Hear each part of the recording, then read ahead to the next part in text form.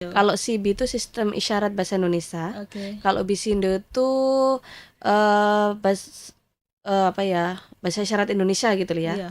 Kalau SIBI itu sudah lama diciptakan sama orang-orang dengar, terus sudah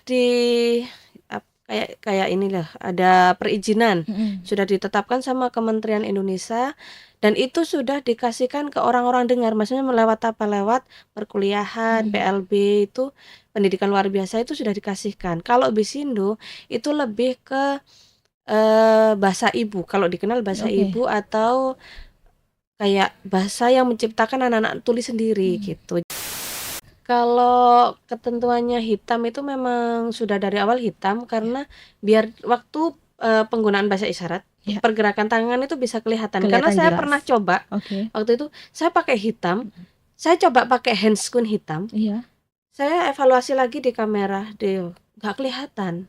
Jadinya pakainya hitam dengan tangan, nggak pakai handscreen atau pakai handscreen warna putih itu malah lebih kelihatan. Kelihatannya Kak. Iya. Tribuners, jangan lupa saksikan saya di 6 kanal YouTube Tribun Jatim Network.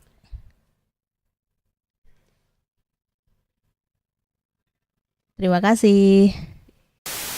Halo Tribuners, kembali lagi bersama saya Septiana Caheni dalam podcast Malang Live. Dan episode kali ini kita kedatangan narasumber yang spesial bernama Mbak Diah Retno Dewi. Dia ini merupakan juru bahasa isyarat. Sebelumnya langsung aja kita sapa yuk Kak Diahnya. Halo Kak, selamat sore. Selamat sore. Ya, sehat ya Kak? Alhamdulillah sehat.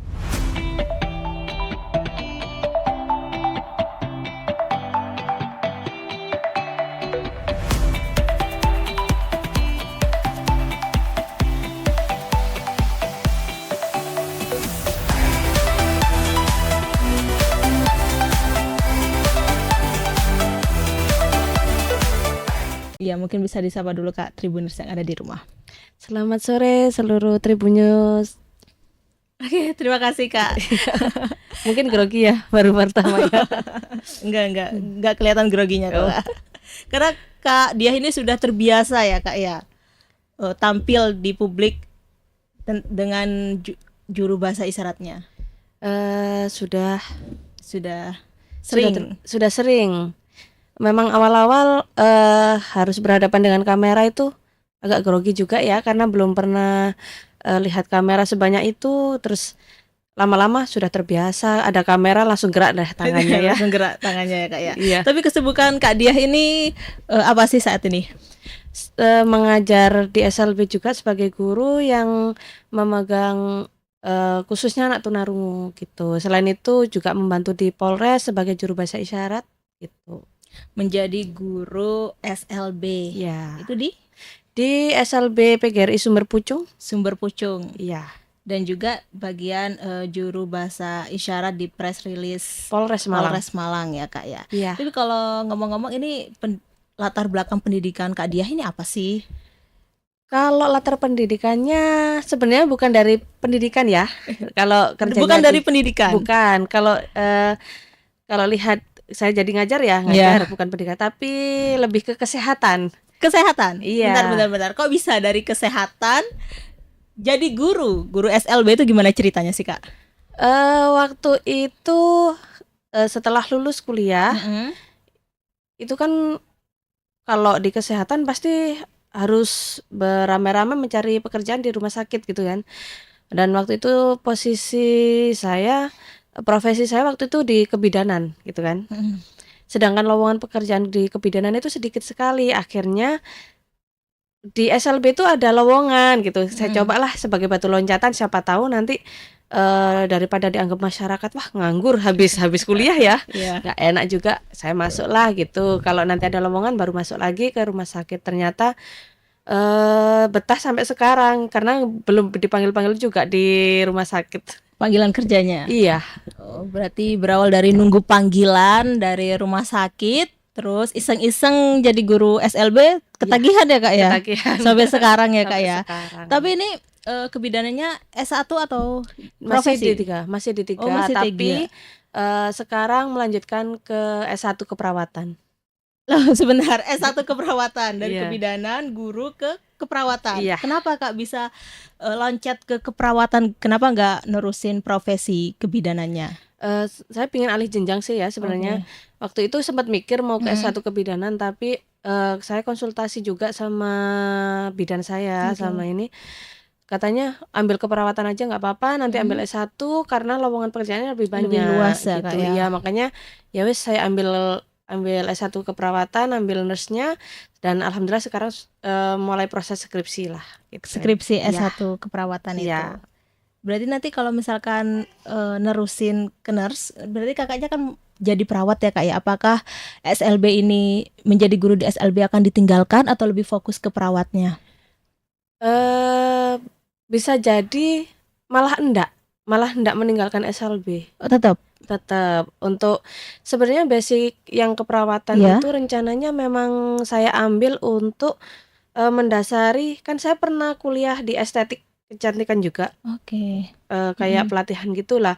Itu untuk mendasari di estetiknya, sebagai dasar saya untuk membuka usaha di estetiknya gitu. Oh, berarti modal untuk membangun estetik kayak Iya. kecantikan gitu ya Kak ya? Iya gitu. Oke. Kalau di SLB, sebenarnya saya dulu pernah punya pikiran untuk meninggalkan SLB karena sesuai dengan sertifikat atau ijazah saya yang harus ke rumah sakit atau kesehatan, saya pingin meninggalkan SLB. Tapi setelah melihat anak-anak, kok nggak tega ya Nggak hati tega, ini iya. ya, jadinya ya udah bertahan gitu. Kalau orang bilang ikhlas bakti bina bangsa lah ke Iya. anak-anak ya gitu.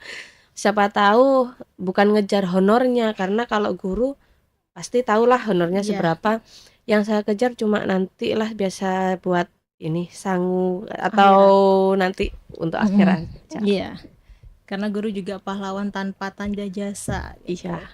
Ya berarti bisa aja Kak, nanti kan paginya jadi guru, terus sorenya atau malamnya buka di klinik estetik itu. Ya, pinginnya juga begitu. Berarti kerja sampingan lah ya. Ya. Yang utama berarti SLB-nya. Ya, betul. Iya. Tapi kalau misalkan kerja menjadi guru SLB ini sudah berapa tahun Kak? Dimulai tahun berapa?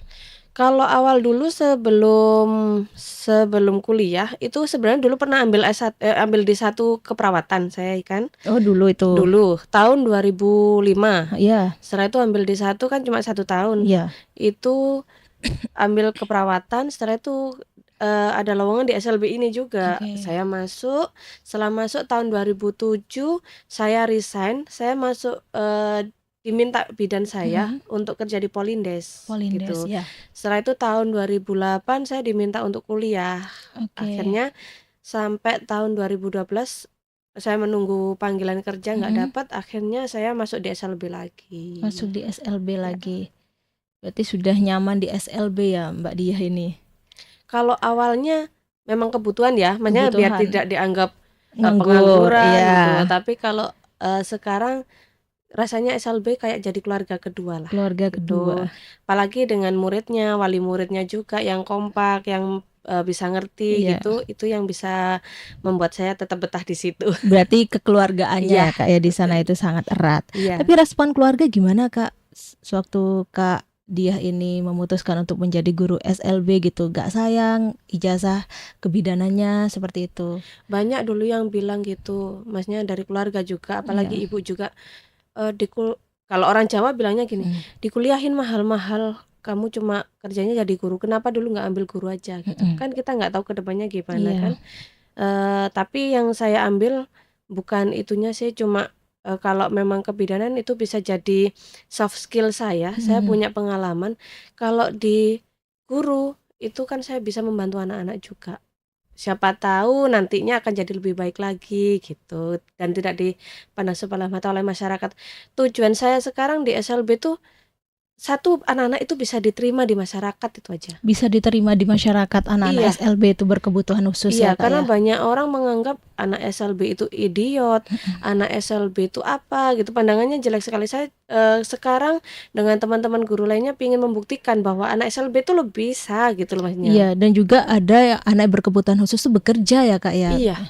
Seperti itu. sudah banyak bekerja sekarang murid-murid saya, meskipun belum semuanya keterima di perkantoran lah ya Masnya gitu. Iya. Yang penting mereka sudah bekerja, sudah mampu untuk menghidupi dirinya sendiri gitu. Luar biasa Kak Retno ini ya. Multi talent ya Kak ya kalau saya bilang. Alhamdulillah ya. Alhamdulillah. Jadi sombong sedikit kayaknya ya. Ya Kak, ini kan dari kebidanan, Iya. terus ke guru SLB, ilmunya tuh kan sangat jauh sekali dan berbeda ya Kak ya. Terus Iya. itu belajar bahasa isyaratnya dari mana sih Kak? Otodidak sebenarnya. Otodidak. Awal-awal dulu memang bingung sih, emangnya harus komunikasi lewat apa gitu kan. Untungnya waktu itu murid saya yang sudah besar itu bisa membaca tulisan kan. Oke, iya. Jadinya komunikasinya awal lewat tulisan. Setelah itu pelan-pelan saya belajar dari mereka. Oh, kakaknya belajar dari mereka. Iya, dari anak-anak tuli sendiri kan mereka nggak mau disebut tunarungu kan. Iya. Mereka pinginnya disebut tuli. Oh, tuli. Belajarnya dari anak-anak tuli sendiri gitu. Jadi kayak saya nulis ini apa, bahasa isyaratnya apa gitu. Mereka yang ngasih tahu. Lama-lama kebiasaan komunikasi kan ya, jadinya kayak sekarang sudah terbiasa lah gitu. Berarti secara otodidak dari anak-anak itu. Iya. Terus ini komunikasinya ada dua ya kayak ada BC sama Bisindo bukan? CB CB sama Bisindo. Bisindo. Kalau CB itu sistem isyarat bahasa Indonesia. Oke. Kalau Bisindo itu bahasa isyarat Indonesia gitu ya. Iya. Kalau CB itu sudah lama diciptakan sama orang-orang dengar. Terus sudah kayak inilah ada perizinan, sudah ditetapkan sama Kementerian Indonesia, dan itu sudah dikasihkan ke orang-orang dengar. Maksudnya lewat apa? Lewat perkuliahan, PLB itu pendidikan luar biasa itu sudah dikasihkan. Kalau Bisindo itu lebih ke bahasa ibu, kalau dikenal bahasa ibu atau kayak bahasa yang menciptakan anak-anak tuli sendiri gitu. Jadinya antara satu daerah sama daerah lain tuh kadang nggak sama kalau Bisindo. Oh, beda berarti. Beda. Cuma sekarang sepertinya kayaknya mulai digencarkan untuk orang-orang dengar memahami Bisindonya. Bisindonya. Iya, karena yang saya lihat di lapangan untuk anak-anak tuli kadang jarang untuk tahu CB itu apa gitu. CB itu apa? Iya, padahal jadi perbedaan keduanya Bisindo kalau sama CB? CB kalau abjad bisa dilihat dari abjadnya itu pakai satu tangan CB. Oh, seperti apa Kak? Bisa dicontohkan? A, B, C. Oh, itu CB berarti. Iya, itu CB. Kalau Bisindo A, B, C, D itu. Kalau Bisindo itu. Cuma yang orang-orang dengar, kalau orang-orang dengar kayak saya komunikasi dengan anak tuli, otomatis sedikit banyak akan tahu bahasa Bisindo gimana, ya kan? Tapi kalau orang-orang dengar yang notabene tidak pernah komunikasi dengan anak tuli dan pingin belajar, itu kan ada kamus sistem bahasa isyarat, kan mereka bisa mempelajari dari situ kan. Oh iya. Lah, seandainya kita tidak kita disalahkan, hanya kayak penggunaan CB itu salah gitu ya. Kalau anak tuli yang ngomong, lah terus kita belajarnya lewat apa? Padahal dari pemerintah itu sudah disediakan kamus untuk membantu orang-orang dengar untuk bisa komunikasi dengan anak tuli kan, gitu loh. Makanya itu yang kita itu masih problem ya, ada problematika juga di situ. Kita akhirnya harus belajar dua bahasa Bisindo dan bahasa CB juga gitu. Berarti dan harus bisa keduanya. Iya, anak-anak tuli pun juga gitu. Yang di sekolah saya harus bisa Bisindo, harus bisa CB juga. Gitu. Kedua-duanya harus bisa dikuasai, BC dan CB dan Bisindo. BC kebalik. BC jagung ya. Oke, tapi kan ada kesulitan nggak sih Kak sewaktu mengajar anak-anak tuli? Banyak kesulitan yang saya alami, apalagi tantangannya. Apalagi untuk anak-anak yang baru masuk sekolah. Baru masuk sekolah. Ini gurunya guru SLB kan? Iya. SLB. Baru masuk sekolah, maksudnya mereka usia 7 tahun kan sudah masuk. Dan dia sudah didiagnosa sama dokter bahwa dia tunarungu, maksudnya gitu ya. Masuk. Sedangkan yang kita pakai kadang kan Bisindo atau CB kan. Sedangkan Bisindo ada yang beda, ada yang sama. Nah, sedangkan anak yang baru masuk otomatis bahasa isyaratnya kan dari orang tuanya. Iya. Sedangkan orang tuanya kan belum komunikasi dengan kita, belum komunikasi dengan orang tuli lainnya. Jadinya mereka memakai bahasa sendiri kadang. Oh, bahasa sendiri yang Iya. mereka buat itu. Contoh kayak saya punya murid satu, kamu sekolah apa enggak? Kamu sekolah. Lah, Oke, padahal sekolah. Kalau padahal sekolah tuh gimana? kalau sekolah, kalau si B sekolah, kalau Bisindo sekolah, Oke. beda. Jadinya kamu sekolah enggak gitu. Lah, kan saya harus mengajari dari awal bahwa sekolah itu begini atau begini. Kalau masuk gitu, kamu masuk sekolah gitu, atau kamu masuk sekolah gitu. Kalau ibunya kamu masuk sekolah gitu kan. Jadinya menyamakan itu kan harus butuh waktu lama. Waktu Sedangkan lama. penyampaian ke anak-anak, mereka harus mengenal tulisan. Itu ada 3 cara. Oke. Satu dengan tulisan dulu, mereka nggak tahu. Dengan melalui visual, gambar. Oh, gambar. Yang ketiga isyaratnya. Isyaratnya yang Iya. pakai tangan itu. Iya, kita harus mengaplikasikan di kelas itu begitu. Jadinya yang kita kasihkan ke murid itu harus ada 3 itu, visual, setelah itu gambar atau visual ya, bahasa isyarat sama tulisannya apa. Jadinya agak panjang, harus mengenalkan satu kata itu harus ada 3 itu. Harus gitu. ada 3 itu. Iya. Itu kesulitannya di situ. Kesulitannya Dan di situ. harus diulang-ulang karena anak-anak yang baru masuk itu rata-rata karena kebiasaan dengan bahasa ibunya, jadinya apa yang kita pelajari kadang lupa gitu. Tapi sekarang anak-anak sudah memahami ya Kak bahasa Bisindo dan CB itu. Ya, alhamdulillah sudah banyak memahami antara 2 bahasa. Kadang saya campurkan, kayak contohnya gak apa-apa gitu. Gak apa-apa. Ini Gak bahasa apa. Bisindo, gak apa-apa. Oh, gak apa-apa gini. Iya, ini ditatap. Oh, gak Gak apa-apa. apa-apa. Iya. Oke. Itu mereka lebih banyak menggunakan itu. Kalau Bisindo itu lebih ini. Kenapa orang anak-anak tuli itu bilangnya ribet pakai CB? Karena CB itu disesuaikan dengan sistem isyarat bahasa Indonesia kan. Kalau soal ada kata depan, ada imbuhan, ada akhiran. Kalau CB pakai itu kayak berkibarlah gitu ya. Berkibarlah. Oh, oke. Lah, kalau Bisindo langsung ke kata dasarnya berkibarlah atau berkibarlah gitu. Oh, langsung. Ya, kalau Bisindo itu bedanya antara CB sama Bisindo itu. Tapi lebih susah CB apa Bisindo? Kalau orang awam Iya. sama-sama susah ya. Oh ya. Ya kalau orang awam tuh lebih baik mempelajari CB atau Bisindo, Kak? Kalau orang awam, orang dengar gimana ya? Karena yang saya tahu Bisindo masih mulai memperkenalkan dan saya belum tahu untuk ini apa ranahnya, kayak kamusnya apa ini belum ada, karena yang kita pelajari kan beda kadang satu daerah sama daerah lain. Kalau CB sudah tetap itu se-Indonesia sama. Iya. Kalau belajar pakai, kalau saya ngajarkan dari orang tua ke CB-nya. Ke CB-nya itu. Iya. Berarti orang tuanya juga diajarkan juga atau anak-anaknya aja?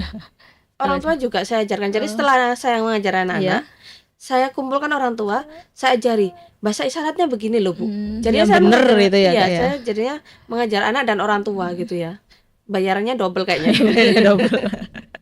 Tapi buka kursus gak sih Kak Diah ini? Enggak. Kursus bahasa isyarat? Enggak. Buka. Mungkin kedepannya mau ada niatan buka kursus gitu Kak? Kok saya belum kepikiran ya? Belum kepikiran ya? Belum kepikiran ke sana karena masih ada ini yang tadi saya ngomong problematika antara CB dan Bisindo yang masih belum lurus juga. Jadi saya belum berani untuk mengambil langkah, mengambil apa ya, kayak kursus bahasa isyarat enggak. Cuma kalau ada yang mau diajari, monggo ayo kita sama-sama belajar. Oke, ke Sumber Pucung ya Kak Ibra? Ya, monggo ke SLB. Iya. Ya, dan juga ini kakaknya selain ngajar di SLB juga menjadi juru bahasa isyarat press release Polres Malang ya Kak ya. Nah, itu bisa diceritakan Kak gimana ceritanya bisa jadi juru bahasa isyarat di Malang? Waktu itu saya kan ada kenalan dari Pak Polisi waktu itu, namanya Pak Sanda. Sekarang dinasnya di Polres Malang, orangnya di bagian lantas tapi yang untuk laka lantas. Lah, orangnya dekat sekali dengan kita, dekat sekali dengan anak-anak, orangnya yang merangkul anak-anak juga. Berarti dia pernah ke SLB? sering Oh, sering. sekali Pak waktu siapa dulu. namanya, Pak? Pak Sanda. Pak Sanda, oke. Ya, dulu waktu beliaunya bertugas di Polsek Sumber Pucung, Iya. hampir 1 minggu sekali atau 1 minggu 2 kali selalu ke SLB untuk memantau anak-anak. Terus dia kan Babin Karangkates, Babin Oh iya, Kantin iya. Karangkates, dia mencari anak-anak yang difabel yang tidak mau sekolah dan tidak ini, Oke. dibantu untuk disekolahkan gitu. Nah, dari situ akhirnya orangnya dipindah ke ditarik di Samsat. Ke Samsat. Ya, di Samsat lah. Di situ ada kabar bahwa Bapak Kapolri Listio Iya. Sigit menerapkan presisi, pemberitaan harus ada juru bahasa isyarat. Juru bahasa Lah, isyarat. waktu itu Pak Sandanya merekomkan saya, Iya. menghubungi saya untuk menjadi juru bahasa isyarat Polres Malang. Tapi saya takut waktu karena basic pendidikan saya bukan di Luar pendidikan biasa. PLB ya, Iya. tapi di kesehatan. Saya takut banyak yang mencela Iya, saya oke. karena basicnya itu tadi. Tapi Pak Sanda mendorong, coba, nggak apa-apa karena Budia kan sudah terbiasa berkomunikasi dengan anak-anak, kan hampir sama bahasanya dengan anak.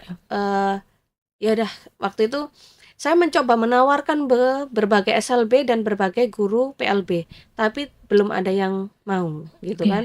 Akhirnya waktu itu mendesak sekali, saya dihubungi dari pihak Polres, waktu itu dari pihak Humas, dihubungi jam 1 siang, jam 2 harus rilis. Jam 2 harus rilis. Iya. Saya bingung. Ya udah, saya akhirnya telepon Pak Sanda lagi, "Pak, gimana? Coba aja Budia, nggak apa-apa. Nanti kalau kesulitan bisa dievaluasi lagi." Oh Oke. gitu. Ya akhirnya saya coba ke sana. Di sana banyak bahasa yang belum pernah saya pakai kan. Berbeda ya. Berbeda sekali. Kalau di sekolah kan bahasanya cuma kamu sudah makan, kamu sudah tidur, selamat pagi gitu kan ya. Kalau di kriminal dirilis ada tersangka, ada korban, terus modus operandinya apa, pasal-pasalnya apa gitu. Dan itu belum pernah saya pelajari. Akhirnya waktu itu saya dikasih berita acara awal, Iya. dikasih berita acaranya, saya pelajari. Tapi saya nggak ngerti Oke. ini bahasa isyaratnya gimana ya. Akhirnya saya telepon orang rumah. Ini jujur ya, dia orang Iya, rumah. iya. Tolong lihatkan di kamus, kirim Oke. ke saya gitu. Dikirim fotonya.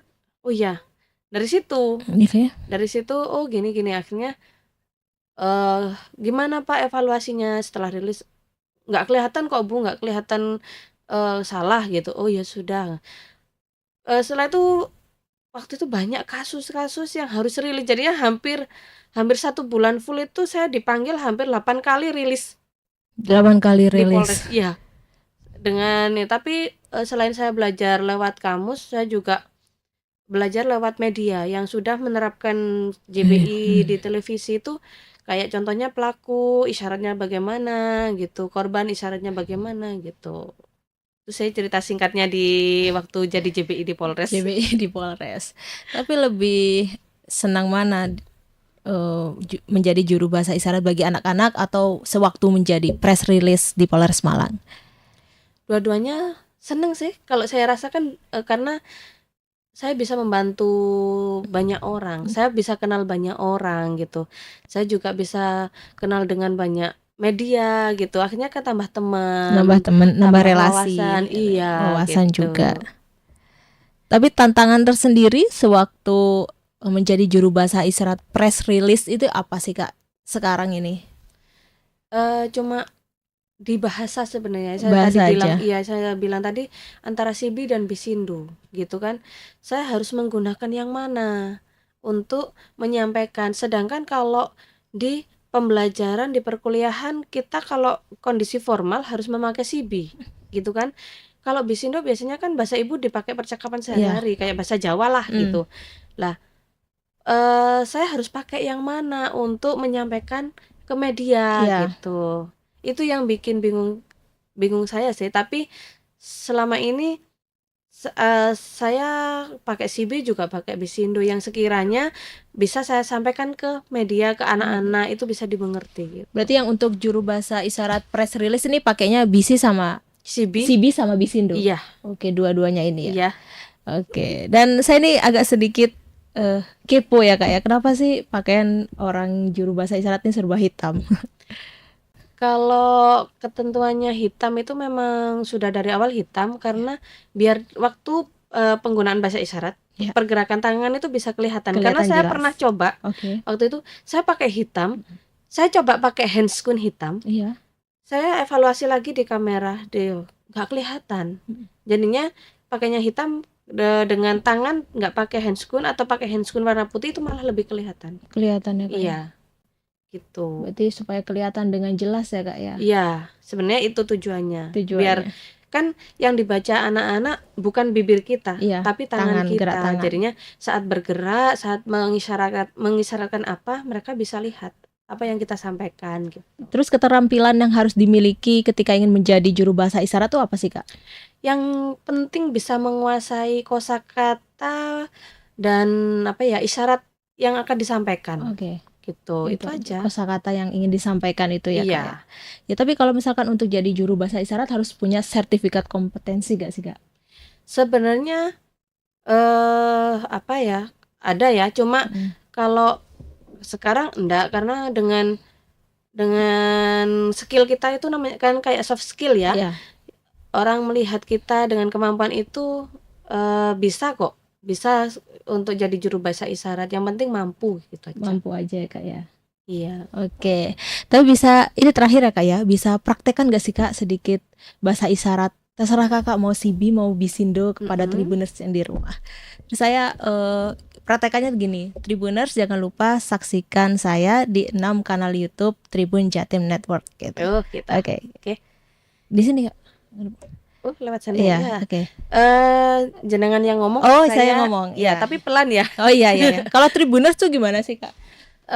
Tribuners itu pakai, kalau saya terbiasa dengan CB ya, jadinya pakai ini. Oke. Oh iya gitu. gitu. Karena kan belum ada isyaratnya sendiri untuk Tribuners ya. Tribuners. Kalau Jawa Timur sudah ada Jawa Timur. Oh, Jawa Timur gini. Jawa Timur ya. Jawa Barat? Malang kan Malang. gitu. Oh. Iya, Malang gitu. Jadinya kan ada sendiri. Iya. Kalau Tribuner kan belum. Jadinya PR-nya menciptakan ini jenengan. Okay. Apa isyaratnya Isyarat Tribuner. Tribuners ya. Oke. Sudah siap Kak? Iya. Tribuners, jangan lupa saksikan saya di 6 kanal YouTube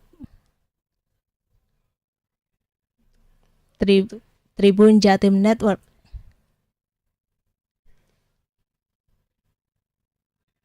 Terima kasih. Oke, terima kasih gini. Terima kasih. Terima kasih. Okay. Lebih di dagu. Oh, di dagu. Iya, terima kasih. Oh, terima kasih. Oke, bisa nanti sebagai penutup. Terima kasih. Kalau maaf begini. Oh, maaf. Oke, maaf begini. Iya. Maaf. Oke. Oke, Kak Dia, terima kasih ya Kak ya telah hadir jauh-jauh Sama-sama. untuk hadir di studio Tribun Jatim ini. Iya. Oke, Tribuner, sampai di sini dulu perjumpaan saya kali ini. Saya Septiana Cahyani dan Kak Dia pamit undur diri dan sampai jumpa. Ketemu lagi dalam podcast Malang Live episode berikutnya. Dadah dan terima kasih. Terima kasih.